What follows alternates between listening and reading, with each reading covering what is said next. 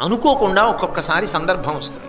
వచ్చినప్పుడు ఒకసారి పెరుగుతాడు, చాలా మాటలు మాత్రం జారిపోతాడు. అలాగే కుంతితో ఏకాంతంలో పడిపోయాడు, దేవేంద్రుడితో ఏకాంతంలో పడిపోయాడు, జారిపోయాడు.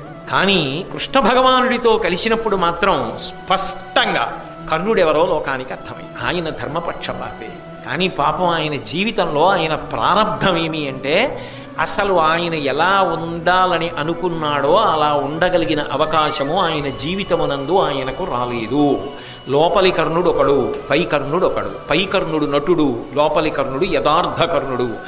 నటుడుగా నటించిన కర్ణుడి జీవితమే లోకానికి తెలుసు, యథార్థ కర్ణుడి జీవితం లోకానికి తెలిసే అవకాశం లేదు. పరమేశ్వరుడు అలా ఉద్దీపింపజేయకపోతే, కృష్ణ భగవానుడు ఉండి కూడా భారతంలో ఒక మహాత్ముడి జీవితం వెలుగులోకి రాకపోతే బాగుండదనుకున్నాడో ఏమో.